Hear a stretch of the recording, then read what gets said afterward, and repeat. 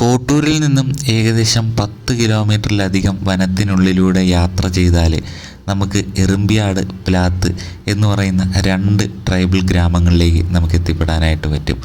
അപ്പോൾ ഇന്ന് ഞാനും എൻ്റെ കൂട്ടുകാരൻ സജു എന്ന് പറയുന്ന പയ്യനും കൂടെ ഞങ്ങൾ ട്രൈബൽ ഡിപ്പാർട്ട്മെൻറ്റിൻ്റെ കുറച്ച് കിറ്റുകൾ ആൾക്കാർക്ക് എത്തിക്കാനുണ്ടായിരുന്നു.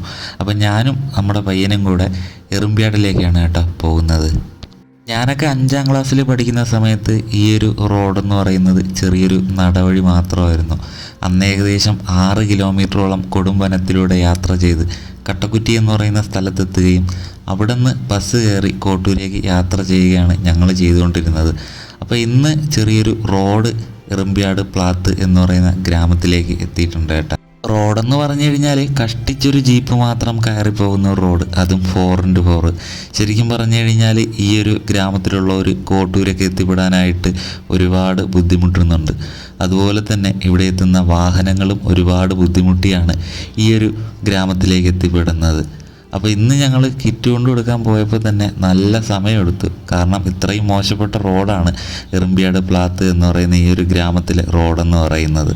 വീഡിയോ കാണുന്ന സുഹൃത്തുക്കൾ വീഡിയോ മാക്സിമം മറ്റുള്ളവരിലേക്കൊക്കെ ഒന്ന് എത്തിച്ചു കൊടുക്കുക. നിങ്ങൾ ചെയ്യുന്ന ഷെയർ കൊണ്ട് ഒരുപക്ഷെ ഈ ഒരു ഗ്രാമത്തിന് നല്ലൊരു മാറ്റം തന്നെ ഉണ്ടായെന്ന് വരാം. അപ്പോൾ അടുത്തൊരു വീഡിയോയിൽ കാണാം.